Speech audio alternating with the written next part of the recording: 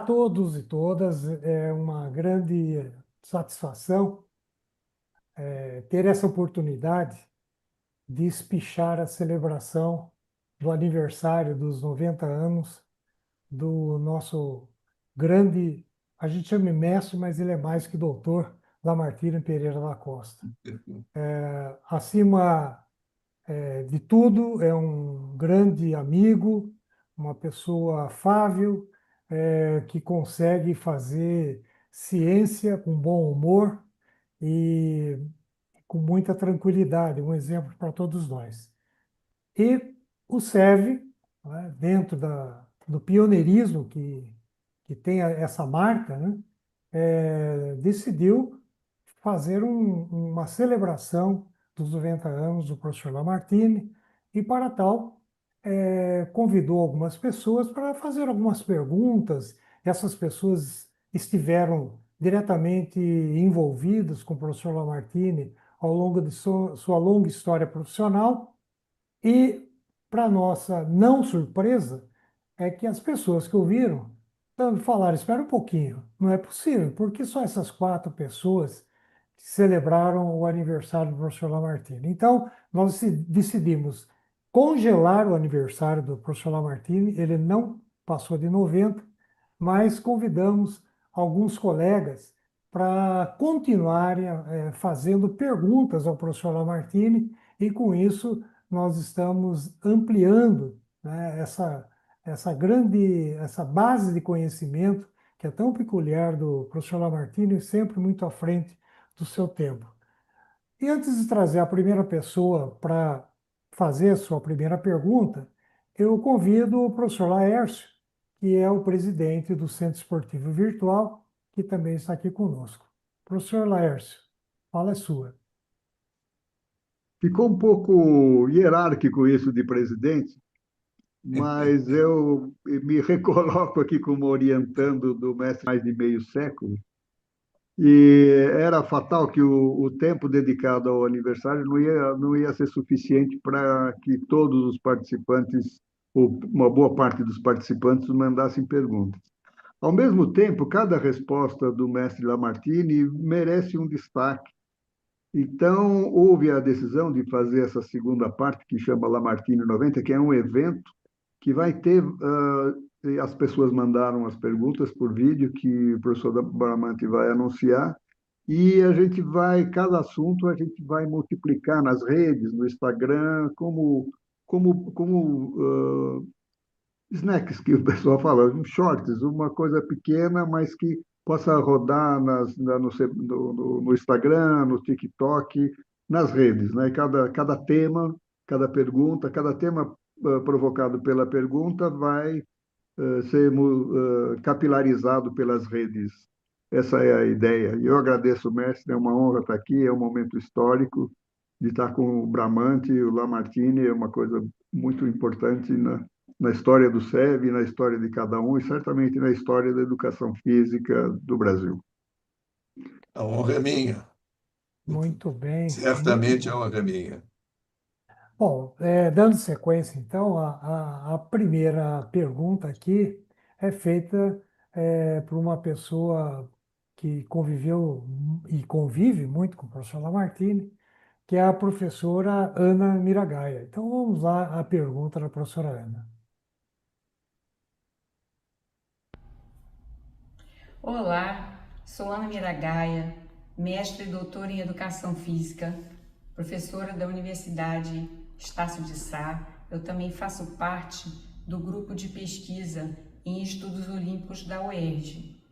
Eu gostaria de cumprimentar o SEV e o professor Laércio Pereira por essa super iniciativa de homenagear o professor Lamartine da Costa e agradeço muito o convite para participar desse vídeo.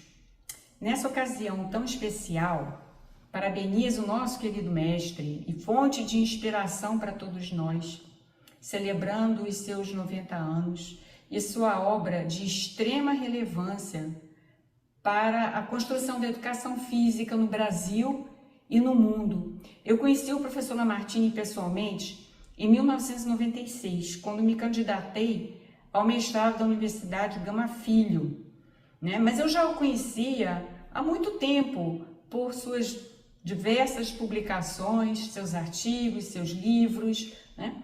E depois do mestrado, eu tive ali o privilégio de ter o nosso mestre como meu orientador no doutorado, na área de estudos olímpicos, que havia sido iniciada por ele havia já vários anos, né? E tive a honra de participar de vários projetos de pesquisa com ele ao longo desses quase 30 anos.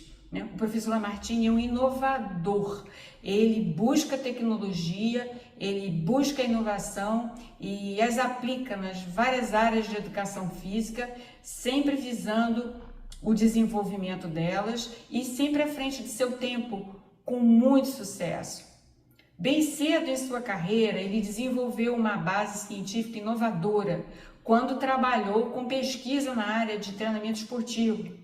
Teve bastante êxito e recebeu um convite para uma primeira publicação internacional. E depois disso vieram muitos outros convites e muitas outras obras. Assim sendo, mestre, eu gostaria que comentasse sobre essa sua primeira publicação e também que destacasse na sua obra outras publicações que considera de grande importância e impacto em termos de tecnologia, em termos assim de inovação para as várias áreas da educação física. Muito obrigada.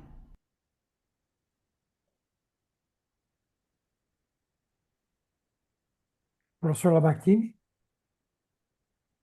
Querida Ana, amigos, muito obrigado pela pergunta. Realmente, a palavra inovação é muito importante para ser examinada para nós nessa revisão, revisão dos 90 anos e 65 de educação física. É extenso, né? Pelo menos em duração é muito extenso. De fato, inovação surgiu na minha vida por acaso. Eu não procurei a inovação. Ela foi se impondo por vários fatos que aconteceram na minha vida. Eu sempre fui um outsider da educação física, indo e voltando, porque eu militava em várias outras áreas, né? Mas nunca traí a educação física, sempre permaneci dela. Encontrei o significado, inclusive, do conhecimento e da nossa atividade como mestres, como professores envolvidos em numa carreira brilhante para todos nós, que é a da educação física. Bem, então veio a inovação naturalmente desde o início. Provavelmente eu estou convencido que eu não a procurei, como disse antes. Ela apareceu porque havia uma necessidade de fazer revisões na educação física. Eu percebi isso pelos meus primeiros contatos com as atividades que havia naquela época, né, anos 60, que eram muito resumidas. Como eu vinha de outras áreas, eu, inclusive, percebi que alguma coisa tinha que ocorrer. Fui orientado por outras pessoas que eu tive o prazer de, de conhecer, Jair Jordão Ramos, por exemplo, que eu acompanhei desde o início, que era uma pessoa muito envolvida com a necessidade de grandes revisões da educação física. Foi a primeira vez que eu ouvi essa expressão. Então, eu estava acostumado mais às coisas já estabelecidas da educação física, e eu fiz muitos cursos, acompanhei todos os congressos iniciais, que era da antiga FIEP, né, Federação Internacional de Educação Física, entidade que até hoje existe. E ali aprendi que a inovação era uma necessidade e percebi que pouca gente se dedicava a ela. Inclusive o Jair Jordão Ramos e a Maria Lenk, que era outra pessoa que eu seguia na época, eram praticamente limitados nos seus impactos. Eles não eram muito bem entendidos. Havia uma tradição na educação física naquela época de acompanhar, repetindo a palavra, a tradição ou as tradições. Eu vi isso na FIEP, que ela mesma depois se reformulou. Na mesma década já começou a tomar providências, até na área internacional, compareci aos congressos deles, inclusive fora do país, e notei que eles estavam fazendo revisões. Então, a inovação veio normalmente. Isso ficou muito claro na década seguinte, dos anos 70, que apareceram os grandes inovadores, esses sim, da educação física. Eu me considero um pioneiro por ter sido outsider, mas eu não dei os empurrões necessários para a educação física. Esses empurrões vieram naturalmente dos grupos médicos, podemos citá-los depois ao longo dessas conversas. Dali sim, nós temos a educação física que até hoje estamos vivendo. Muito obrigado pela pergunta. E com muita satisfação, que eu retorno à Ana, que foi minha orientadora, e que sempre também deu exemplos de inovação, e dela aprendi muito. Muito obrigado, Ana. Muito bem, professor Lamartine, excelente, né? Eu estou anotando algumas palavras aqui para fazer uma nuvem depois de palavras, e a primeira que aparece é inovação. Muito bom. Agora, nós temos uma outra pessoa também de um relacionamento já, esse sim, mais longo, né? Que é do professor Perso Matias, né? Que esteve creio que foi seu orientando, certo, professor Lamartine? Não, não, Não eu o foi? conheci desde as origens deles. Eu Ah, já certo. atuava há alguns anos e eu não fui orientador, mas nós trocávamos muitas ideias quando ele era mais jovem. É Muito verdade. bem. Adoc, Então, orientador Adoc. ótimo. Acho que tantos outros como eu também, né? Eu gostaria então de colocar aqui qual é a pergunta do nosso querido Perso. Saudações a todos aqueles que compartilham dos 90 anos de existência do nosso querido Lamartine. Eu gostaria muito de aproveitar esse momento me apresentando como uma pessoa amiga de Lamartine. Temos essa amizade já há mais de 40 anos. E eu devo afirmar com bastante segurança de que Lamartine é uma das pessoas que melhor desenha o que eu posso entender por afirmação e superação. Então, tomando isso como referência, eu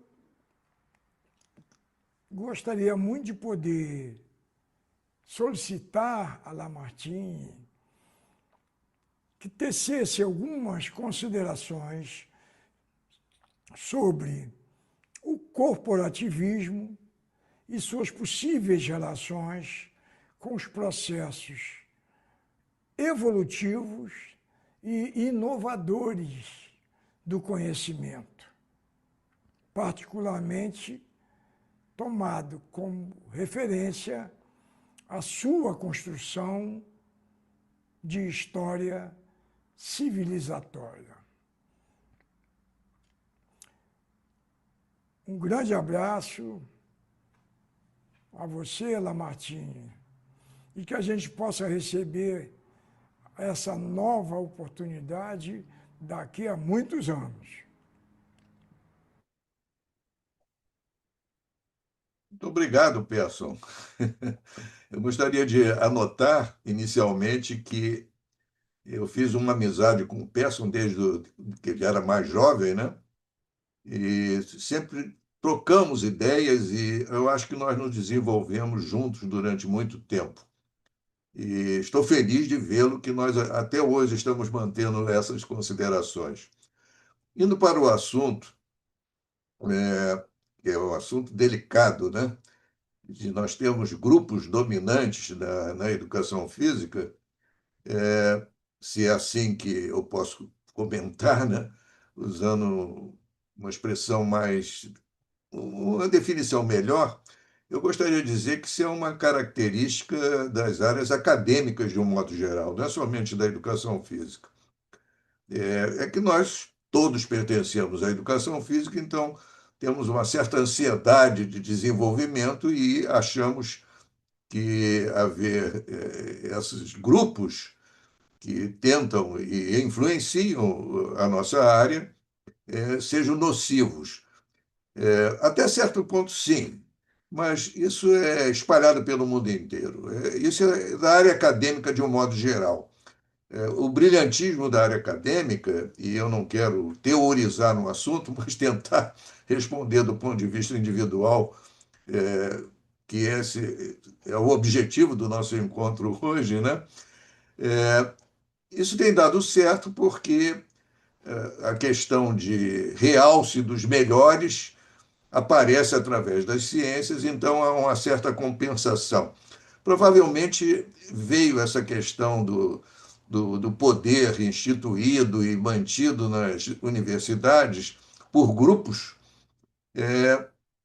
como a autoproteção, mas nós continuamos a desenvolver. Isso, inclusive, ocorre no Brasil, que é um país típico de ter essa conformação na sua sociedade.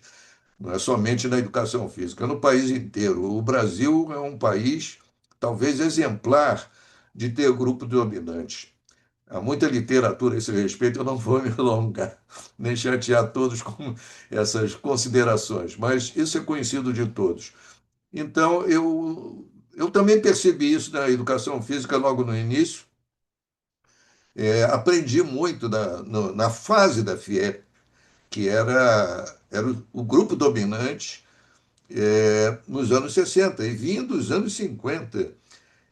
Tinha uma certa dimensão de dominância, mas eles eram vibradores da educação física, vibradores no sentido de tentar aperfeiçoar aquela situação. Então, foi uma aprendizagem logo no início que eu percebi, e, sinceramente, os grupos que vieram depois eu me conformei adequadamente. Eu apenas descobri, nos anos 70, que eu acompanhava esses grupos, quase todos, né? Mas eu fugia da montagem de grupos de poder.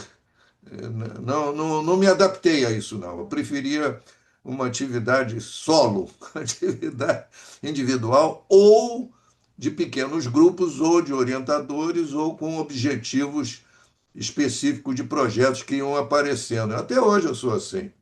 Eu me mantenho nessa conformação.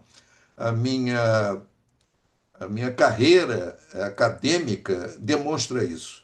Eu passei de uma universidade para outra a vida inteira. Eu não tive uma vida única dentro de uma universidade específica. Eu passei de uma para outra.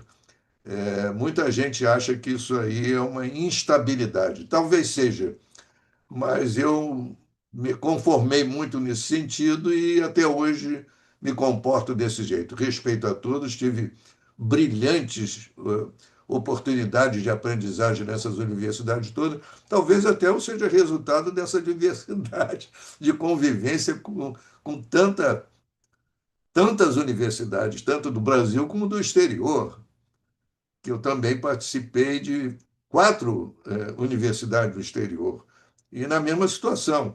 A única que eu me fixei mais, por razões talvez emocionais, ou encontrei um ambiente adequado para a nossa atividade, foi na Grécia. Na Grécia, a Academia Olímpica Internacional, que eu fui professor durante 10 anos e depois mais colaborativo, eventual, durante mais 4 anos.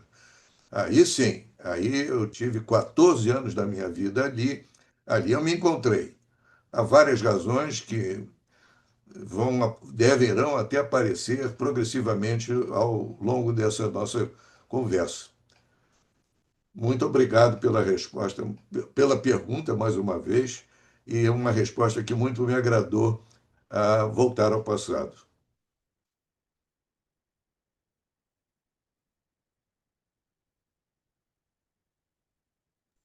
Bramante, seu microfone. Obrigado, professor Lamartine. De fato, essa vivência internacional, né, sempre traz oportunidades para ver outros ângulos, né, da nossa área profissional. A terceira pessoa que eu tenho aqui é uma pessoa também conhecida e reconhecida por todos nós, que é o professor Jorge Einsteinhuber. Então, eu gostaria de colocá-lo aqui na sua pergunta. Boa noite, amigo Lamartine. Que prazer poder participar dos seus 90 anos, participar dessa sua trajetória maravilhosa ao longo de todos esses anos, pela educação física, pela recreação, pela atividade física, por saúde, enfim, de tudo aquilo que você construiu e deixou de legado. Eu tenho a honra de ter sido seu aluno no início do Esporte para Todos, depois continuar contigo nessa trajetória desse projeto, assim como do movimento olímpico. Bom, a minha pergunta para você vai no sentido de identificar, de ouvir a sua opinião a respeito da filosofia do Esporte para Todos em conjunto com a filosofia do movimento olímpico. É uma questão interessante que está muito vinculada à atividade física e ao fair play. Parabéns e que continue sempre com muita saúde, felicidade e construindo cada vez mais iniciativas e sendo inovador como você sempre foi. Um grande abraço. Obrigado, Steinhilber. Eu me lembro perfeitamente do nosso estágio de contato primeiro, que você era estagiário no Esporte para Todos. E depois eu participei da banca dele de mestrado. Quer dizer, uma longa amizade. E, posteriormente, o Steinhilber, que foi o responsável da minha participação no Conselho Federal de Educação Física. Logo no início, eu não quis participar disso. O Tupino até perguntou se eu não ia participar, fez muita insistência que eu fizesse parte do CONFEF, como nós chamamos hoje, né? E isso no final dos anos 90. Mas é aquela história da grupalização, né? Que o Persson já chamou a atenção e nós discorremos um pouco a respeito. Eu não queria fazer parte de outro grupo, que eu achava que ia acontecer isso. Embora tivesse indivíduos brilhantes no início, né? Eu fiquei um pouco receoso. Com o passar dos anos, a coisa mudou bastante, e o Steinhilber, como presidente, então, me convidou. Era estranho ele me convidar, porque, porque eu era crítico do Confef no início.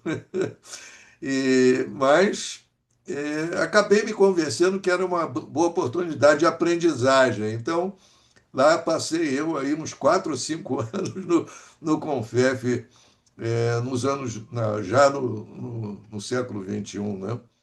E foi uma lição muito importante. Eu aprendi muito sobre o Confef e, sobretudo, da convivência com Steinhilber. O que eu gostaria de anotar no caso é que essa convivência de várias pessoas em função da nossa profissão, eu também acabei considerando muito importante. Cabem muitas críticas ao Confef, né, de todos os lados. E eu respeitava muito essas críticas, como até hoje respeito. Mas eu percebi, como eu estava numa perspectiva crítica, eu percebi que foi altamente importante para a educação física em si, como profissão, como reconhecimento do país, porque uma visão negativa sobre a educação física vinha lá dos anos 60.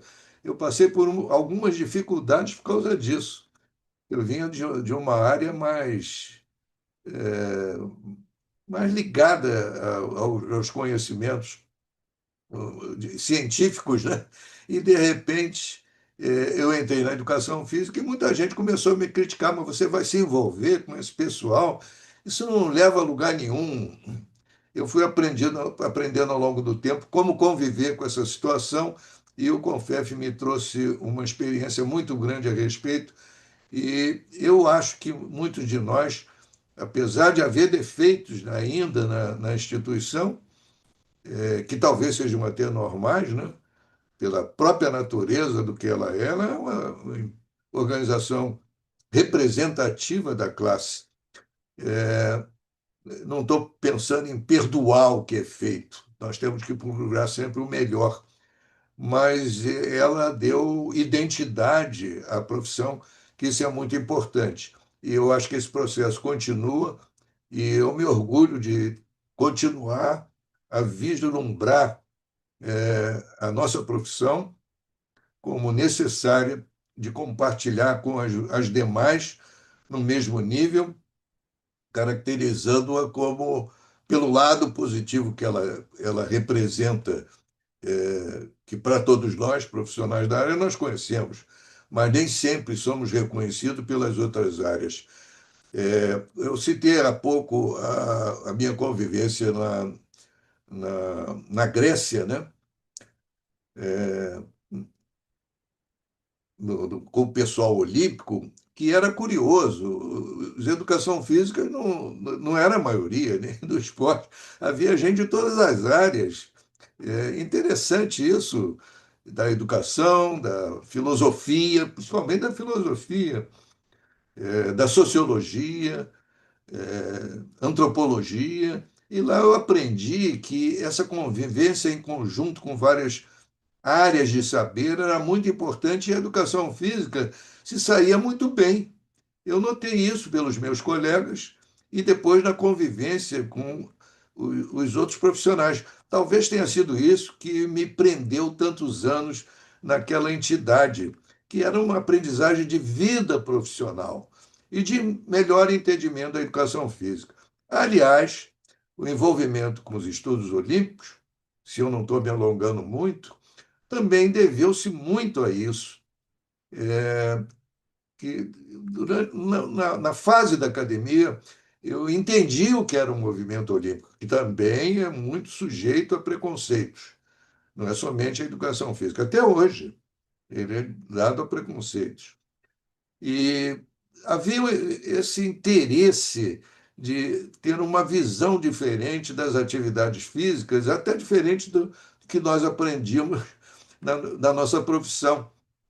Abria novas janelas de conhecimento e de entendimento da própria vida que eram muito preciosos e a gente às vezes, não tinha oportunidade de vislumbrar.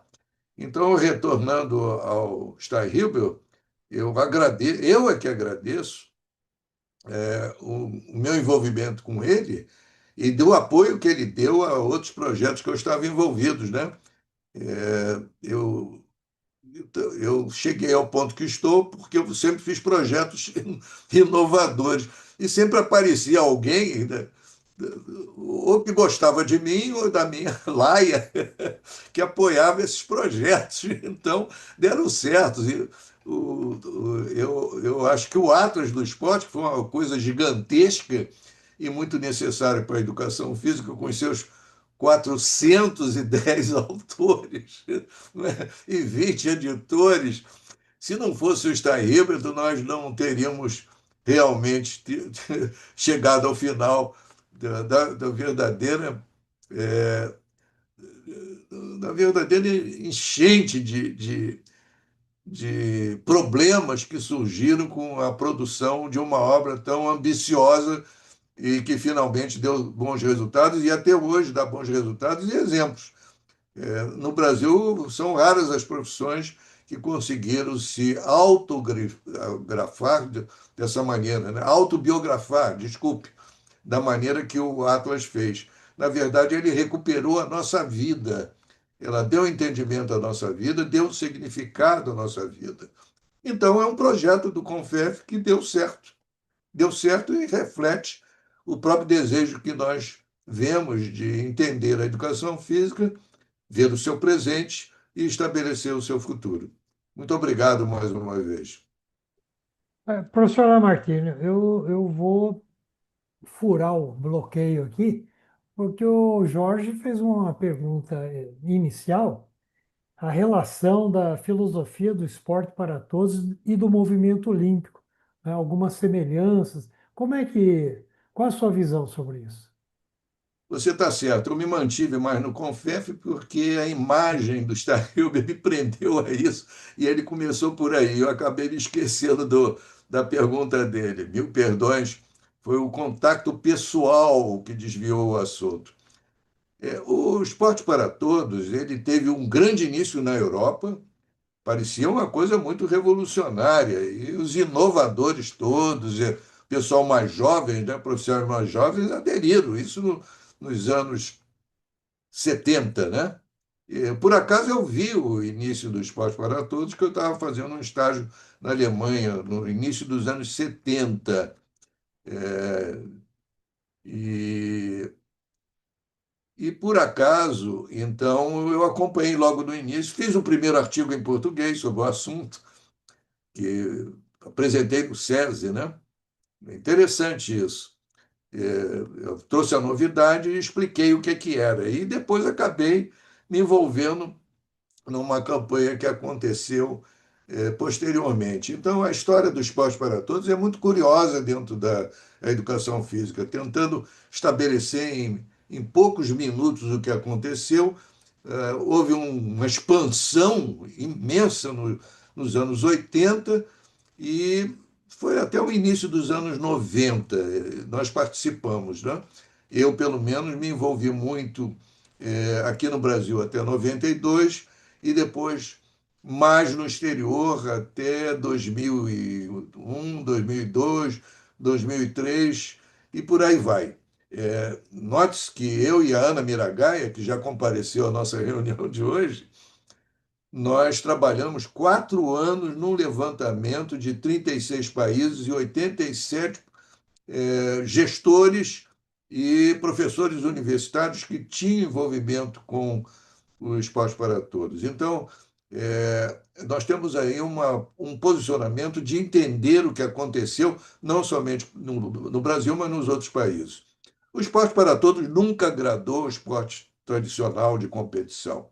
Desde a origem na Alemanha, havia um embate entre os grupos.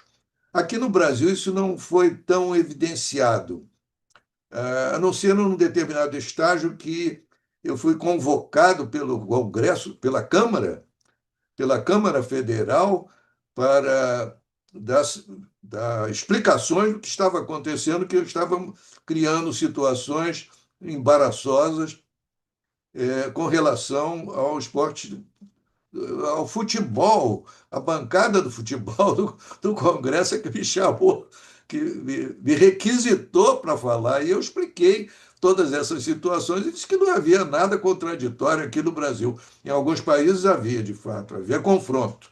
Eu não posso negar isso, não.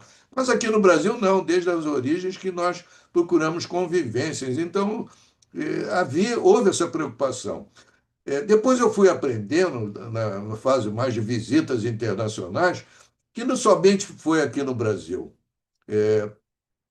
Houve uma certa onda aqui no Brasil, que era algo que vinha lá do regime militar, é verdade, né? O regime militar não mexeu nisso, mas também não se envolveu, não. Isso foi uma atividade mais das pessoas, dos locais. O Esporte para Todos no Brasil era desenvolvido por pessoas nos municípios.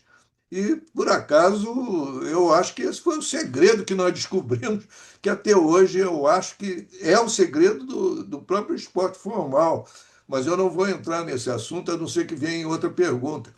Enfim, o que eu quero dizer é que o Esporte para Todos teve a sua subida e depois a sua descida.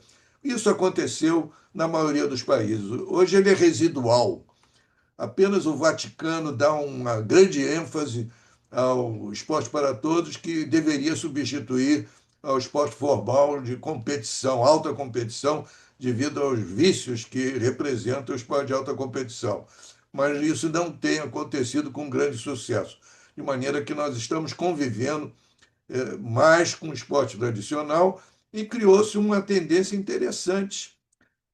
O esporte para todos, como resíduo, ele enfatizou o aparecimento do praticante individual, autônomo, independente, que busca os seus próprios resultados. É isso que nós encontramos hoje no mundo.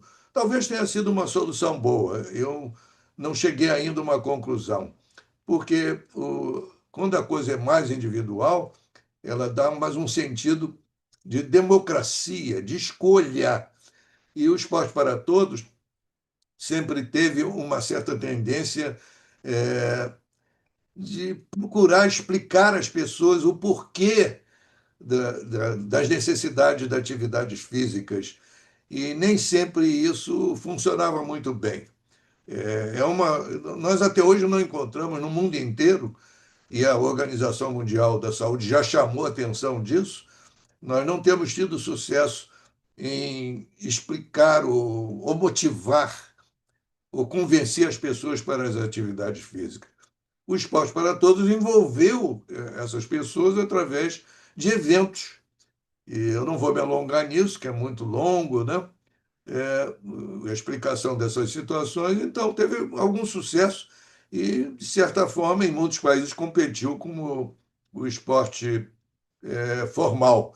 Então, eu acho que isso é um resumo do que aconteceu e que foi outra grande lição para o esporte de um modo geral e as atividades de um modo geral, atividades físicas, e eu acho que nós podemos ir em frente, que foi mais uma experiência.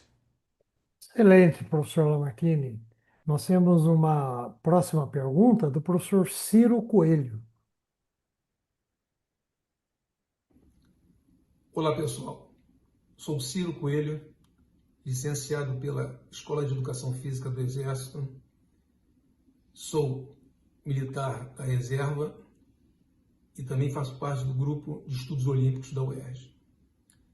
Antes de fazer a pergunta para o professor Lamartine, eu gostaria primeiramente de parabenizá-lo pelos 90 anos, dos quais praticamente 70 dedicados única e exclusivamente à educação física a nível nacional e internacional.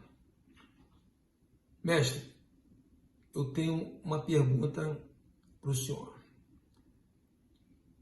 Qual foi a influência na sua trajetória, na sua carreira, do CISM, do Conselho Internacional de Esporte Militar, e da ACISM, da Academia do Conselho Internacional de Esporte Militar?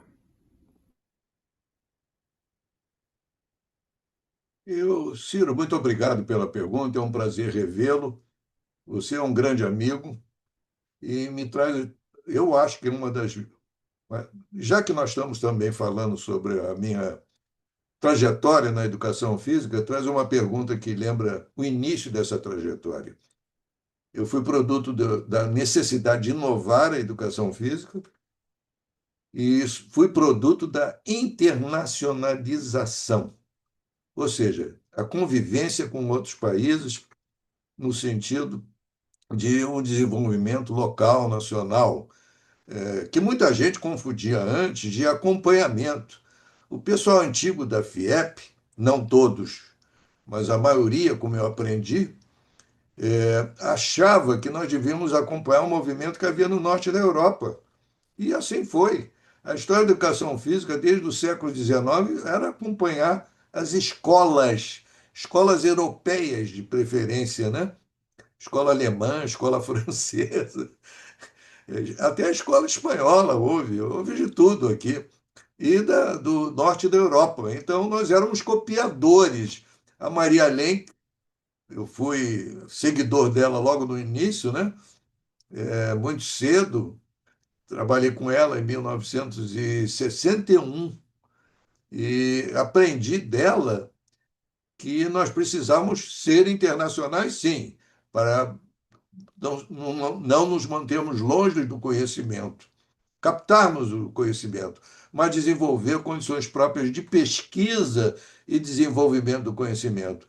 Isso acompanha a minha carreira desde o início e até hoje eu não abandonei e me associei depois ao Tubino, e a outros colegas, né? E que também acompanharam essa tendência. Hoje isso nem vem à baila mais. Nós já fazemos isso praticamente, é uma reação natural. Convivemos com o exterior, mas criamos as nossas próprias situações aqui no Brasil. E nós não temos mais esse problema, mas naquela época havia. Muito bem, o que é que aconteceu com o CISM, Conselho Internacional do Esporte Militaire, né? Conhecido na sua versão francesa? Eu era militar na época, em 63, 1963. Eu me filiei ao CISM, eu falava bem francês e inglês, porque eu vinha da Marinha e fui treinado como garoto ainda, jovem, a sair do Brasil pela minha família. Minha família ia embora, não ia ficar no Brasil. Então eu me preparei já para ir para outros países, né? Mas acabei entrando na Marinha por várias razões que não cabem cogitar aqui no momento. E também que deu um impulso muito grande nessas possibilidades. Então, baseado nisso, eu consegui me filiar. Eu fui o primeiro brasileiro a se filiar à Academia do CISB. Era uma academia interessante, que foi extinta nos anos 80 pelos militares do CISB, mais graduados. Ela juntou grandes especialistas europeus civis com militares que, naquela época, começaram a fazer pesquisas. Então, eu tive a sorte de estar no início da academia do CISB, e ali que eu aprendi tudo. Aprendi a conviver internacionalmente, eh, encontrei pessoas, encontrei apoio, até financeiro, eu encontrei. Então, no início da minha carreira, eu tive sucesso, sim, tive grande sucesso, mas muito veio do exterior.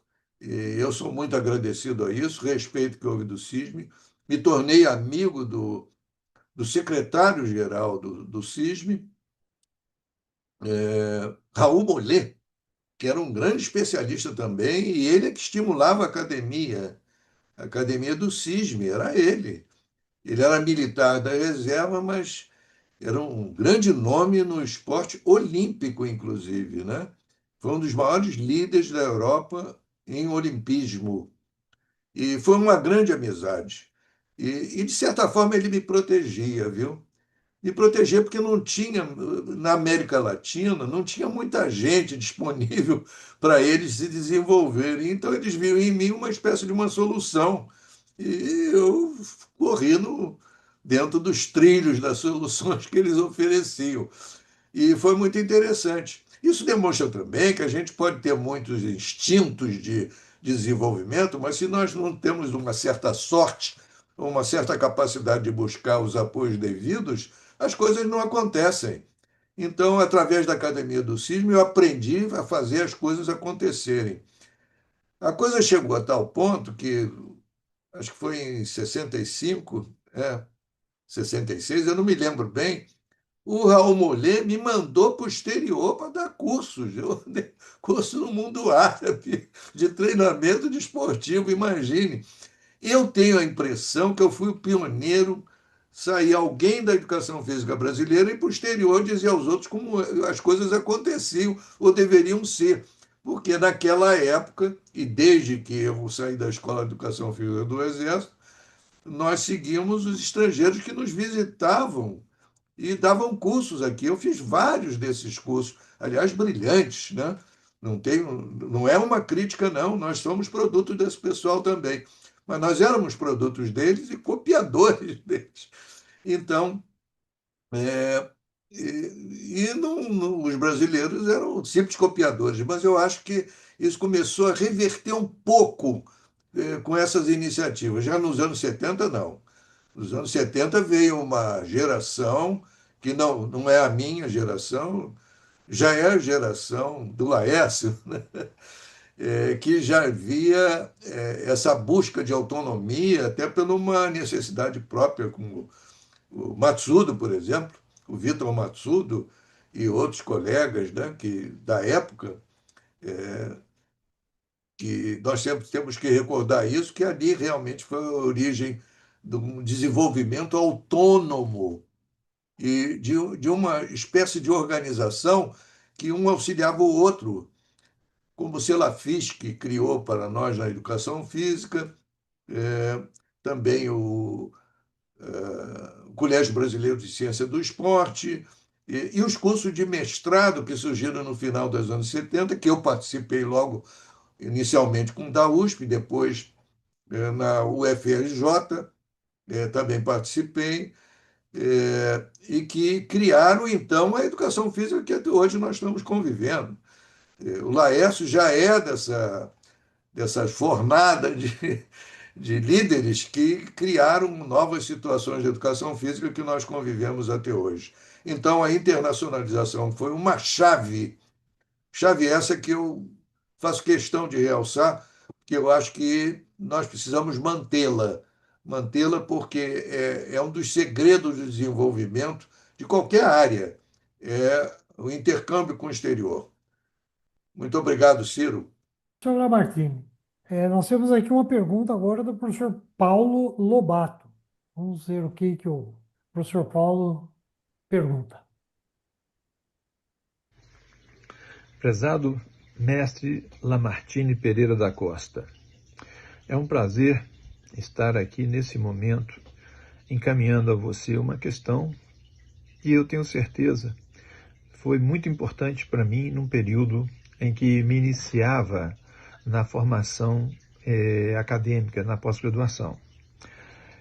O seu contato, o seu carinho, a sua orientação, a do professor Tubino, fizeram a diferença e me permitiram evoluir de forma muito intensa e brilhante dentro da área da educação física. Me sinto uma pessoa muito honrada por ter tido a oportunidade de estar com você nesses momentos. A história é muito longa. Eu sei que nós nunca, jamais conseguiremos recuperar todas as partes, todas as suas contribuições. Mas o que já existe, e quando nós nos propomos a rever algumas coisas, cada um enaltece aquilo que lhe é mais caro. E nesse momento eu vou retomar um aspecto que foi muito importante. Eu me lembro de uma fala que foi muito importante, que me fez sentir muito de nossa evolução, de nosso contato. Quando do mestrado na antiga Gama Filho, eu trabalhei uma análise do EPT, a análise da rede EPT, que naquele momento ela era desenvolvida por meio dos rádios. Inclusive naquela live do SEV, você já havia mencionado isso um pouco, com o Bramante e coisas dessa natureza. Mas a importância disso, dessa fala, dessa retomada, ela reporta um aspecto, uma frase que você me disse, porque nós estudamos a rede como instrumento administrativo. Beleza, tivemos a oportunidade de restaurar, de visitar, de rever alguns aspectos, e hoje, depois de decorridos aí uns 40 anos, que isso foi na década de 90, nós estamos aí com a rede hoje protagonizando a nossa vida. Não é a vida acadêmica, é o nosso dia a dia, o tempo todo. E aí você me disse, se nós tivéssemos prosseguidos com o estudo nessa linha, nós teríamos conseguido uma evolução muito grande no âmbito da gestão da educação física, do esporte no nosso país. Essa consideração me fez assim perceber como, às vezes, ao engavetar um estudo, como você não prosseguir um estudo, isso gera uma perda muito expressiva. O que você pode nos dizer em relação a isso hoje? Como é que você faria uma análise disso hoje? Agradeço e parabenizo aí por essa linda trajetória, pelos seus 90 anos, e temos ainda em aberto aí uma realização que ela está sendo costurada aqui para nós fazermos a consolidação dela em breve. Um abraço e obrigado sempre. Muito obrigado, Paulo Lobato. Inesquecível orientando. O bom aluno, o bom orientando, é aquele que produz um professor, um mestre, um acadêmico que ultrapassa o seu orientador. O Paulo Lobato é um bom exemplo disso, e é o meu cumprimento a ele. E ele continua ativo com as suas iniciativas, e a própria pergunta já demonstra a ansiedade dele em criar situações inovadoras para melhorar a nossa educação física. Eu continuo achando que esse sistema rede ele pode resultar em muitas bases positivas para uma nova educação física. Se vocês olharem bem, todos nós olharmos bem, o SEV, por exemplo, é um excelente exemplo de rede. É uma rede. Ele convive com as outras entidades da educação física com a maior tranquilidade, porque isso faz parte do próprio modelo rede de gestão. Então, entidades que se organizam em rede, elas são mais democráticas e têm mais condições de sobrevivência e de compartilhar conhecimentos de uma forma muito mais importante de que as organizações que são vinculadas a sistemas mais burocratizados, porque a rede não deixa de ser uma desburocratização. Então, nós temos alguns exemplos a citar. O Selafisc, se nós olharmos bem, o Selafisc é uma rede. O Bramante, por si só, no desenvolvimento do lazer, embora não formalmente estabelecido, ele sempre fez as suas redes. E como todos nós, colegas, sempre procuramos incentivar isso, formalmente ou não. Que com o Lobato nós utilizávamos o nome de rede, porque vinha lá do Esporte para Todos. Tudo bem, mas ela, no sentido informal, continua a existir. Aliás, esse modelo é muito antigo, né? Há um autor inglês, que não estou me recordando agora, que demonstrou que o sistema de rede vinha das religiões antigas, do cristianismo, do judaísmo. É uma coisa humana e que tem dado muito certos e que procura equiparar as pessoas dentro das organizações pelos seus próprios interesses e o interesse da organização. Então, no Esporte para Todos, isso funcionou muito bem. E eu acho que isso poderia ser renascido pelo governo em muitos dos seus projetos. Isso nunca aconteceu. O governo não gosta de coisas informais, isso no mundo inteiro, não é somente no Brasil, não. E também não gosta de dar parte do seu poder. O governo interfere e faz suas interferências, seus projetos, mas mantém a necessidade de uma imagem vinculada à realização. Então, o governo faz, mas promove o que faz. Para isso, ele promove quem dirige, até mesmo para ter resultados que possam ser apreciados pelos seguidores, pelos habitantes das cidades, dos estados, dos municípios, etc. Então, isso faz parte do governo, não é somente no Brasil. Acho que aqui no Brasil é um pouco exagerado. É só olhar para o que acontece com o esporte no Brasil, da parte do governo, que ele simplesmente nunca mudou. Eu acompanho isso desde os anos 70, porque eu fiz o primeiro diagnóstico da educação física, que foi publicado em 1971.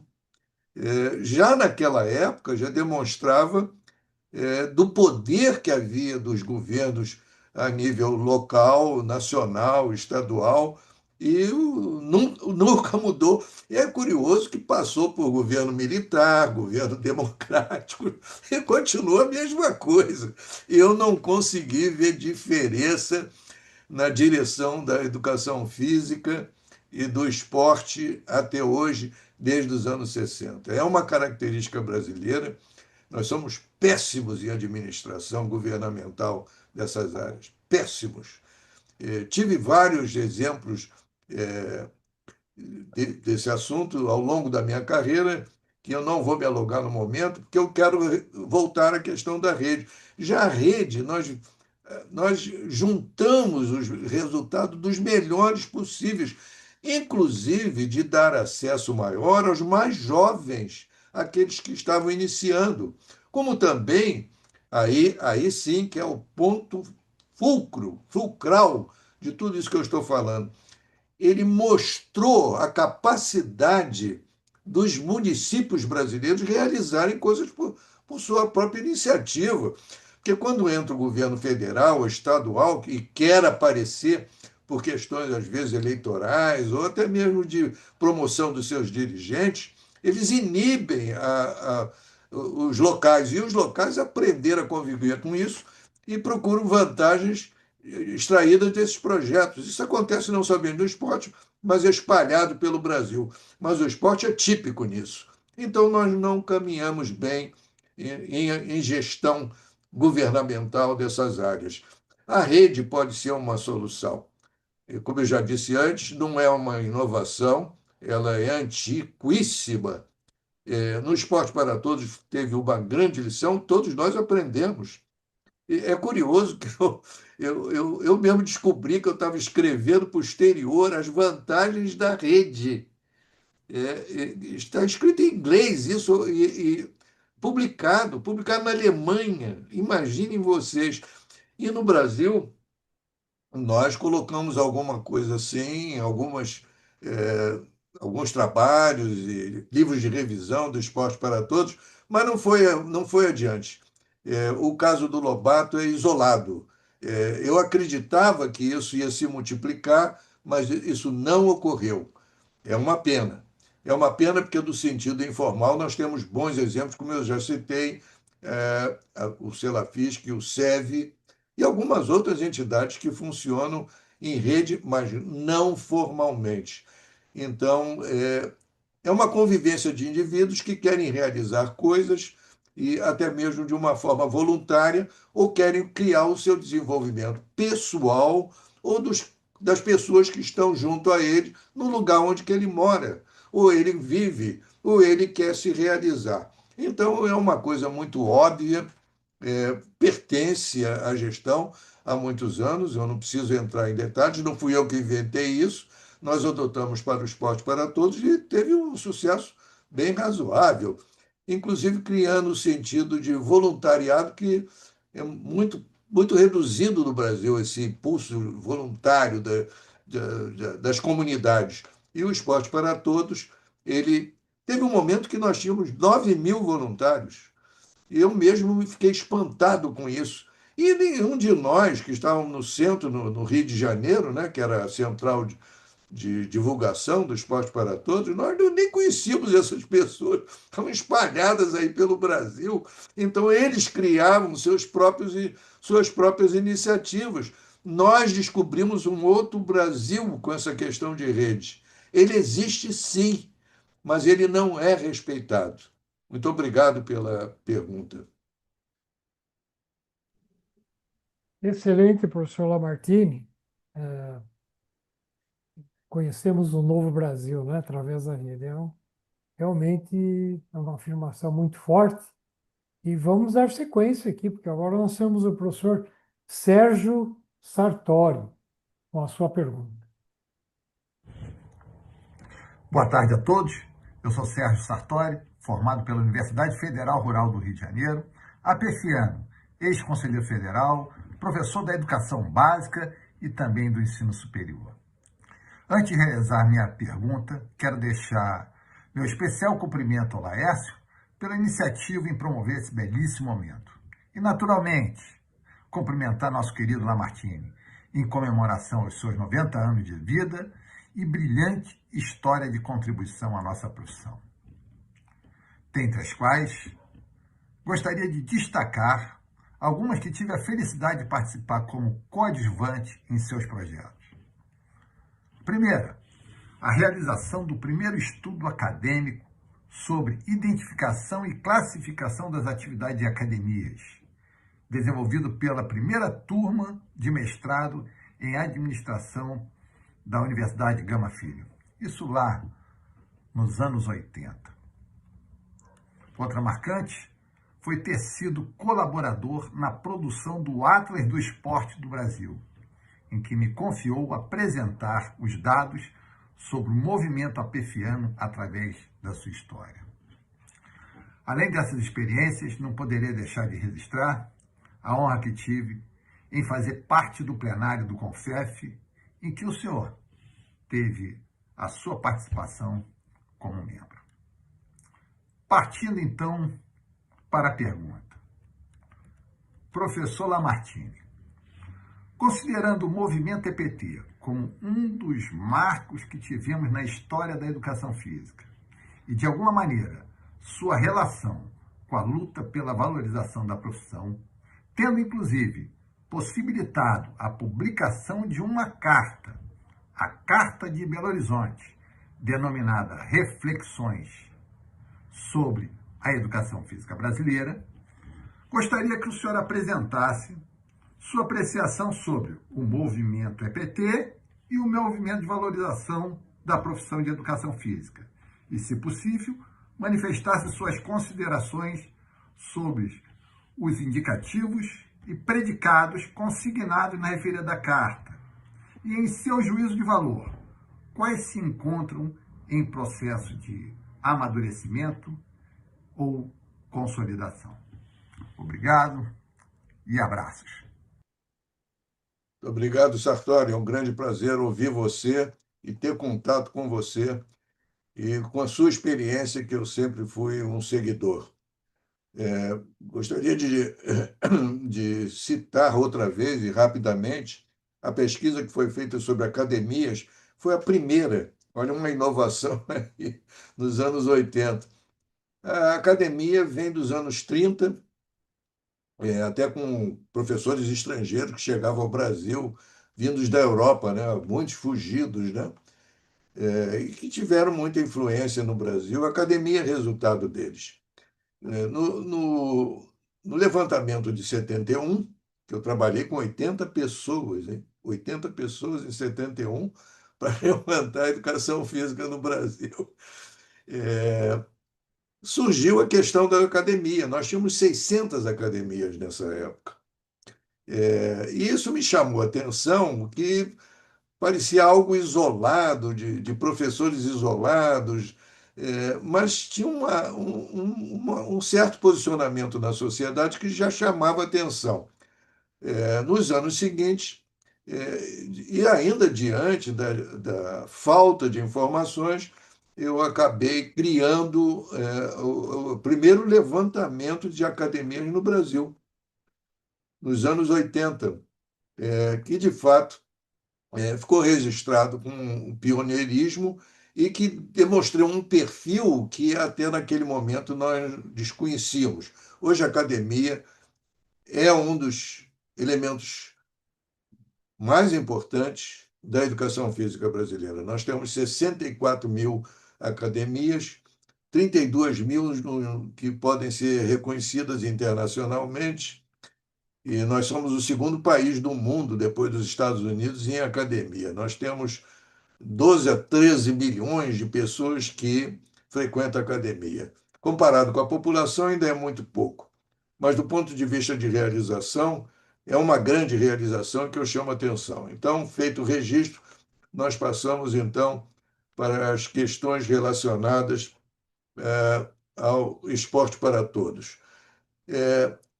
O esporte para todos, de fato, ele abriu novas perspectivas em todas as suas áreas. Então, nós poderíamos passar vários dias aqui tocando nesse assunto e tentando explicar bem como é que essas coisas funcionavam. Eu já até me adiantei nas respostas anteriores alguma coisa, não vou me repetir, que eu acho desnecessário, mas o Sartori chamou a atenção de coisas que realmente precisam ser cogitadas para nós entendermos melhor.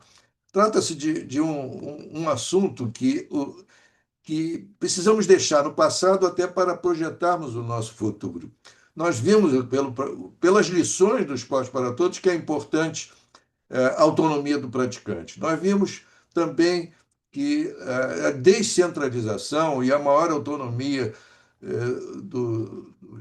nos municípios, das pessoas que habitam fora do Rio de Janeiro e de São Paulo, que era tudo concentrado nessas cidades. Eu convivi com isso nos anos 60. A partir dos anos 70 começou uma descentralização, mas até hoje é incompleto isso. Então, havia vícios, a educação física estava crescendo, mas havia ainda momentos de se afastar desses vícios, né? E então, essa questão de esporte para todos demonstrou essa particularidade da descentralização, que é muito importante. Era produto de uma internacionalização que no Brasil deu certo, que assumiu um modelo brasileiro. Foi também cogitado, e que eu tenho um grande interesse até hoje, foram das associações de professores, a PEF, que vendo o Sérgio, eu já identifico o movimento das APEFs, né? Associações dos professores profissionais, professores de educação física, né? Realmente foi um momento histórico importante que também nos ensinou muito. Ensinou a valorização do profissional. Eu fui ativo nos anos 70 na PEF do Rio de Janeiro e aprendi muito. Muita coisa que eu faço até hoje foram produto das APEFs. Com o Sérgio Sartori. Então, a carreira do Sérgio, se envolvendo depois com a Universidade Gama Filho e as suas inovações, também permite entender, através da pergunta dele, a ênfase na inovação que eu dou e também na valorização do profissional, que é o interesse maior dos Sérgio Sartori. Eu compartilho desse interesse em valorizar o profissional, e eu acho que é uma necessidade, até hoje, importante da educação física. Não é somente fazer a atividade física, é valorizar o profissional. Nós precisamos pegar algumas lições do passado, inclusive das APEFs, e de algumas iniciativas universitárias para valorizar a profissão. A própria criação dos do Conselho Federal e dos Conselhos Estaduais de Educação Física é para isso, e eu estimo que esse movimento dos conselhos reduzem numa melhor valorização. Aliás, eu fui conselheiro e até hoje procuro, por contatos diversos, para os meus colegas atuais, no sentido de que não se perca essa caracterização da valorização do profissional. Porque o meu receio, e que eu tenho observado em vários projetos dos conselhos, é que eles procuram também se promover. É uma necessidade, sim, senão o profissional não sabe o que está acontecendo. Mas quando vai um pouco além da necessidade básica, ele começa a querer aparecer mais do que o próprio profissional. E isso não dá certo. Isso é ao contrário do desejado. Isso é ao contrário do que as APEFs faziam, que é um contraste que nós convivemos. Outro assunto que foi abordado ali de muita importância é a Carta de Belo Horizonte. A Carta de Belo Horizonte foi uma ideia do Alfredo Gomes de Faria Júnior, já falecido, que eu compartilhei com convivência com a Maria Lenk. Em 63, nós três trabalhamos juntos, e depois a Maria Lenk quando teve posições de mando na Escola de Educação Física, da antiga Escola Nacional de Educação Física e Educação Física, e depois Escola de Educação Física da Universidade Federal do Rio de Janeiro. A Maria Lenk trouxe o Alfredo para trabalhar com ela, e hospedou a mim inicialmente e depois o Tubino. Nós três trabalhávamos juntos lá, fora do horário, inclusive, até sábados e domingos, e criamos um movimento que era promovido pela Maria Lenk, no sentido de ter autonomia na pesquisa. Imagine vocês, isso em 1968. Então, a Carta de Belo Horizonte, então, é resultado dessas transações que começaram em 68. O Tubino se filiou a nós em 69 ou 70, e em 71 ele assumiu uma direção da Escola de Educação Física de Volta Redonda e levou a mim e o Alfredo Gomes para lá, para Volta Redonda. Nós convivemos alguns anos nesse projeto, que era um projeto que nós ainda não tínhamos conseguido implantar satisfatoriamente pelo Brasil. Bom, várias iniciativas, então, de nós três, foram sendo criadas ao longo do tempo, e uma delas era justamente fazer uma reunião entre vários participantes representativos da educação física do Brasil, num determinado lugar, para nós fazermos uma espécie, um documento de posicionamento do desejável para a educação física. Essa é a história da carta, que teve um impacto razoável. Até hoje ela repercute, né? O próprio SEB já promoveu um evento a esse respeito, que está disponível aí em vídeo do YouTube, que vocês podem assistir.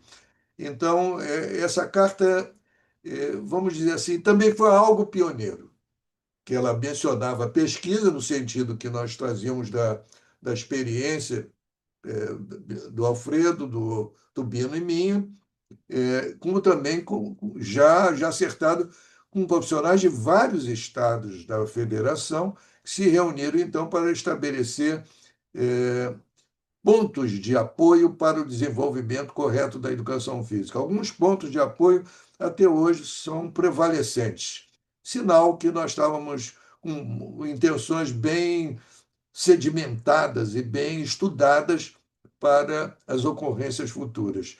Então, esse é o registro que eu gostaria de fazer, que é uma experiência minha, sim, mas compartilhada com vários colegas, inclusive com o Laércio, que participou também dessa carta, né? Então, fica em registro aí, e também como resposta ao Sartori, que eu cumprimento mais uma vez e agradeço pela pergunta, e que deve ser sempre relembrada como mais um marco da educação física do Brasil. Muito obrigado, Sartori. Muito bem. Professor Lamartine, estamos chegando aqui ao final, mas temos uma última pergunta para encerrar aqui do professor Márcio Turini. Olá pessoal, sou o Márcio Turini, professor de Educação Física. Eu fui orientando, do professor Lamartine no mestrado e no doutorado, e trabalho com ele há 25 anos. Lamartine, parabéns por seus honrosos 90 anos de idade. Minha pergunta para você é a seguinte, Lamartine. Qual a principal inovação hoje na educação física que deve ser vislumbrada?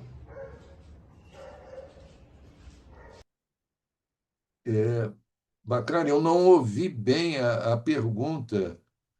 Bramante, pode dar Sim, uma relembrada? Eu posso repassar aqui. Quer que eu repasse ou você fala, Estava Bramante? baixo, ele falou baixo, eu não ouvi. Qual é a principal inovação? Qual é a principal inovação da educação física nos dias de hoje? Acho que foi isso, não foi, Bacari? Acho que vale a pena. Como é curta a pergunta, como é curto o vídeo da pergunta, vale a pena recolocar. Eu vou colocar de novo. Vale a pena, sim.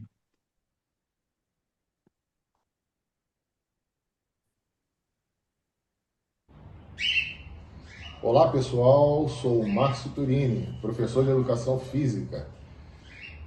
Eu fui orientando do professor Lamartine no mestrado e no doutorado, e trabalho com ele há 25 anos.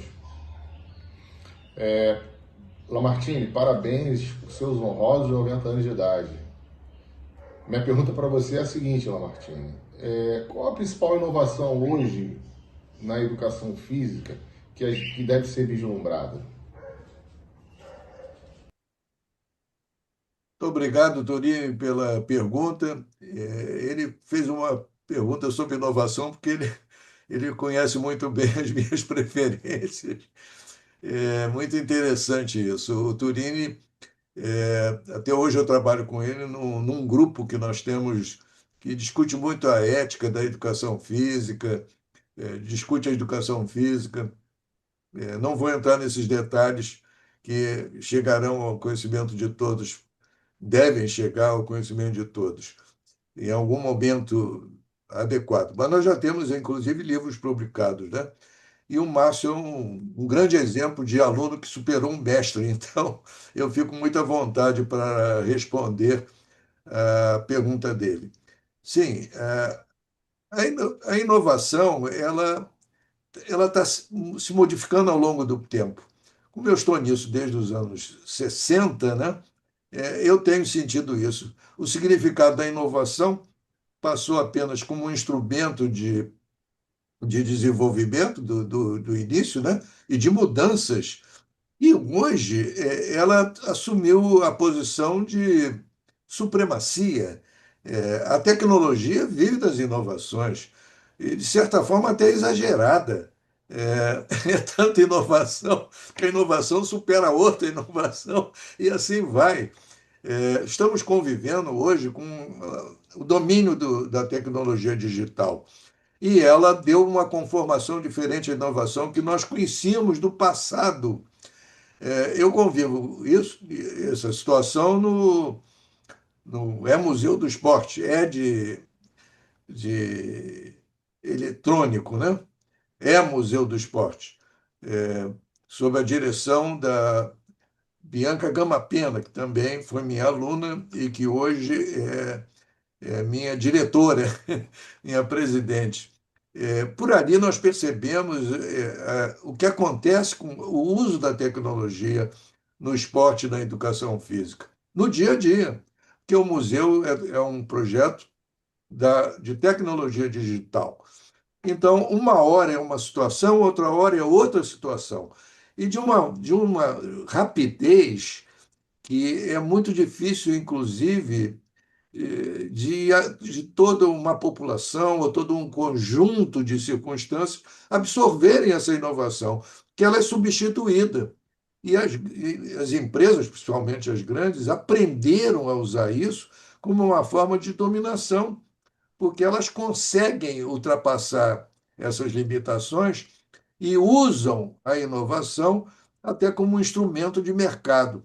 Então, as universidades vão ficando para trás. Isso está criando problemas muito sérios que nós temos que resolver no futuro. Eu não sei exatamente quais são as soluções para isso. Eu estou apresentando mais o problema. Sei que o Turini se preocupa muito com isso. Eu também me preocupo. Eu acredito que a gente pode incentivar as inovações. É o grande impulso da civilização atual, sobretudo as inovações tecnológicas, mas eu acho que isso deve ter um ritmo adequado que ainda não está perfeitamente perceptível. Nós somos experimentadores de inovações. Então, eu não posso começar a inventar interpretações disso, porque eu não consigo absorver. Eu não tenho mais condições de perceber o que pode ocorrer. Eu acho que essa dúvida hoje ela domina a sociedade moderna. E as grandes dúvidas que a inovação tecnológica trouxe para a sociedade. A educação física, e é preciso comentar isso rapidamente, ela também é influenciada pela inovação. E o nosso esforço, ultimamente, é uma resposta e uma apresentação, é de procurar meios que nós possamos utilizar, pelo menos para acompanhar o que está acontecendo do lado inovador da sociedade, sobretudo da comunicação. Nós precisamos ter alguma comunicação com os nossos grupos-alvos, não é? E vemos dia a dia modificarem as tecnologias e nós não conseguimos acompanhar. Então, isso é um problema que todos nós convivemos. Essa é a pergunta de US$ 1 milhão que eu não tenho resposta ainda, mas tenho procedimentos adequados. É tentar acompanhar isso, mantendo a segurança das, das instituições, manter um mínimo de manutenção do que era feito e é feito, e aí mais uma experiência pessoal minha, manter a bolha funcionando. Já que a gente não pode se comunicar com todo mundo, e havendo só o aspecto de comunicação, né? Pelo menos dentro da nossa bolha, nós vamos mantendo uma certa coerência para que haja determinados resultados factíveis, né? Aproveitáveis. A experiência do meu Museu do Esporte, sobretudo através de iniciativas da Bianca Gama Pena, ela prefere a cooperação entre várias entidades para que haja o resultado adequado da absorção das inovações. Eu aprendi isso, que isso tem algum resultado de fato, sabe? Aí já estou entrando na faixa que não está totalmente estabelecida, conhecida, mas pelo menos tem resultados razoáveis. Então, eu prefiro ficar por aqui na resposta e agradeço mais uma vez ao Turini e almejo que ele continue na sua carreira brilhante, que sempre foi muito construtiva e muito inovadora. Muito obrigado, Turini. Bem, agora nós vamos ter a pergunta do professor Coriolano Pereira da Rocha Júnior. Por favor, professor Coriolano, faça sua pergunta ao mestre Lamartine. Olá todo mundo, olá professor Lamartine, parabéns aí pelo aniversário, parabéns pela essa homenagem do SEB, parabéns ao Laércio também por essa atividade, a todo mundo que frequenta o SEB, digamos assim.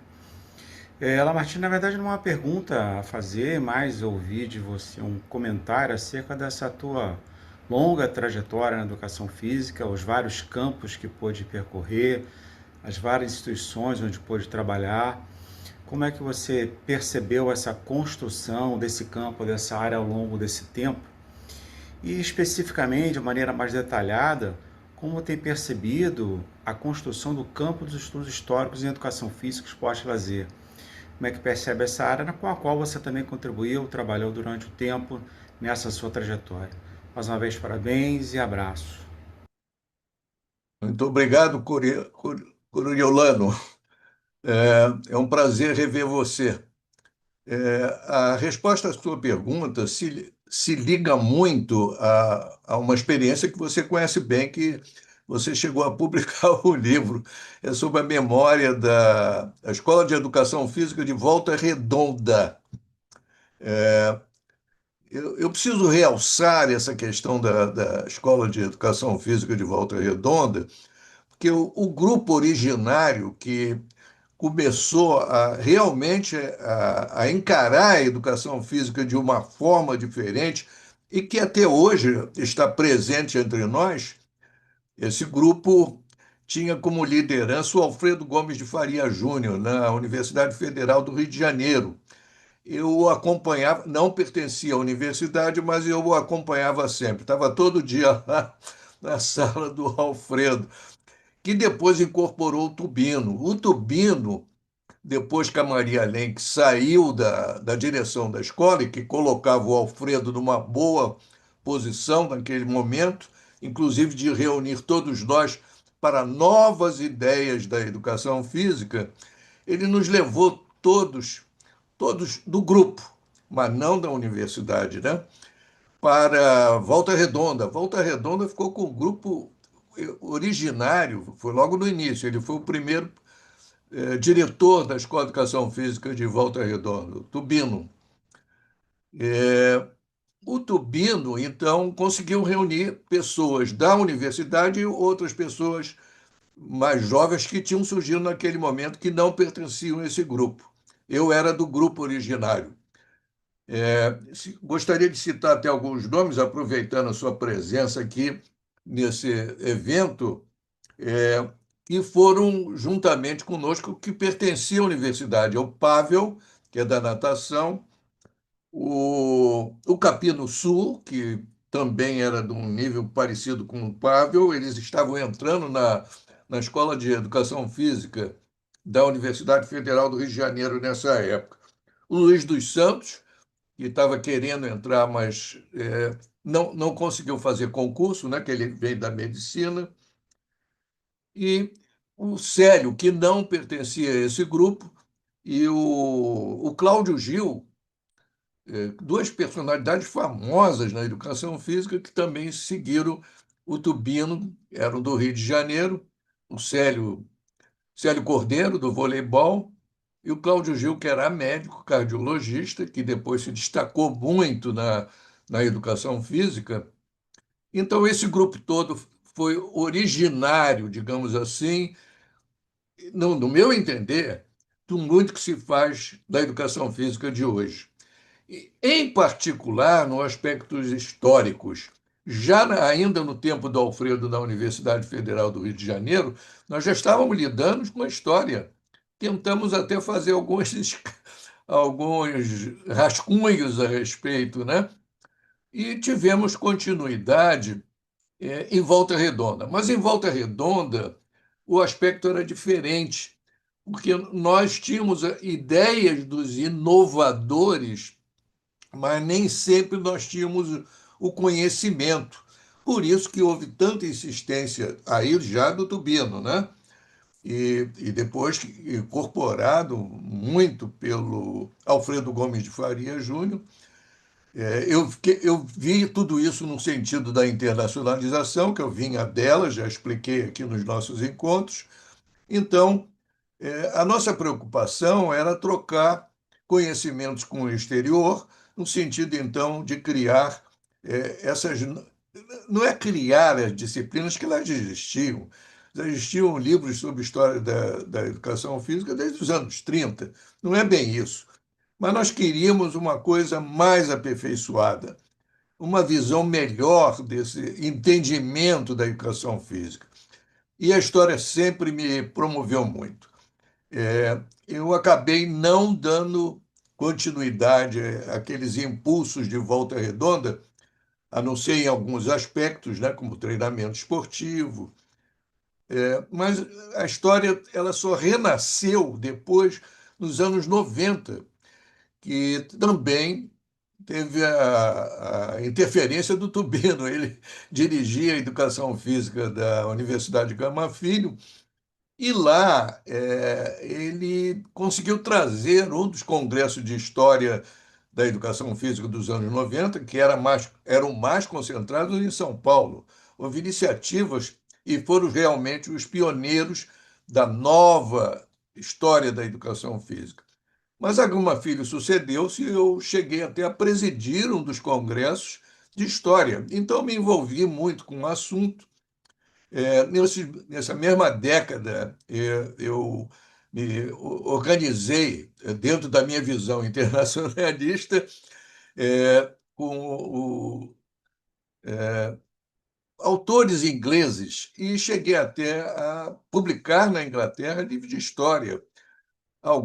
Um até deles ficou famoso. Era um capítulo de livro sobre o fascismo no Brasil, que eu considero desses documentos mais avançados já naquela época, e até hoje ele está circulando, que já era dentro do estilo dos autores ingleses de história daquele período, que se destacaram muito.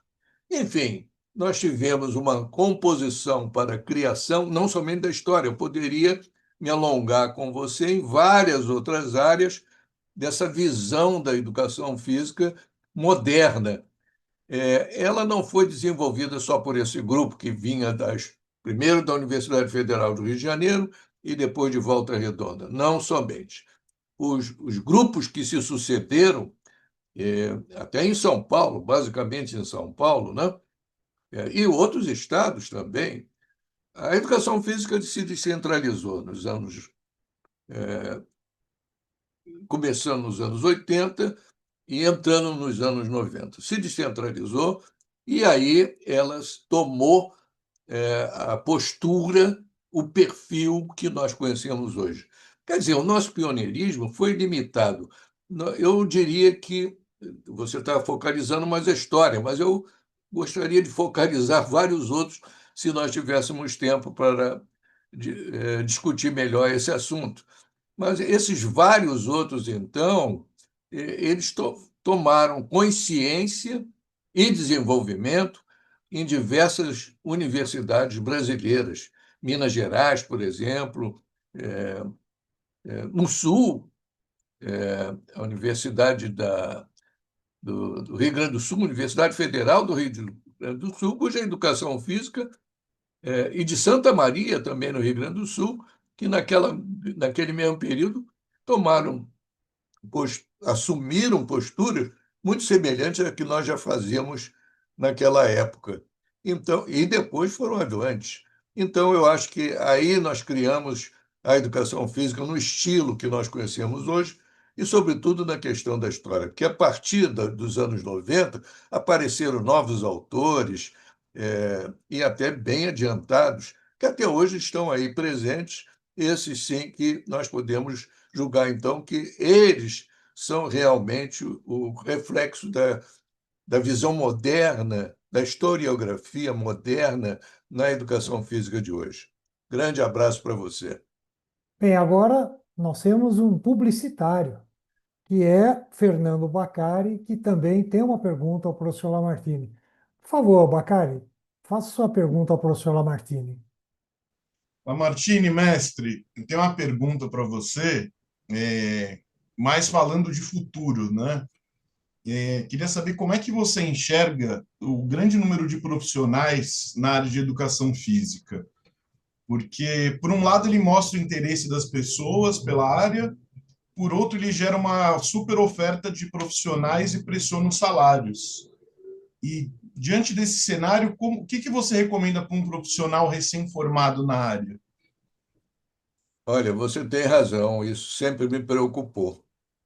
Eu acho que nós formamos muita gente e foi uma formação exagerada. Nós temos a formação de profissionais de educação física, uma das maiores do mundo, se não a maior. Fica um pouco contrastante, né? Nós temos esse tipo de formação num país cujas atividades físicas não chegam a 30% da população. Eu acho que não chega a 20%. Nós somos muito atrasados em atividade física no país. Isso não há dúvida. No entanto, os profissionais são formados em grande quantidade. Nós temos 1.200 cursos de formação profissional no Brasil. Então, eu não sei exatamente o que deverá ocorrer. Até agora, o que nós sentimos é que muitos acabam readaptando a sua profissão às novas circunstâncias, né? Eu cito muito o exemplo do SUS, o SUS da saúde, que hoje é um elemento de incorporação de profissionais de educação física. Pode ser que essa seja a solução.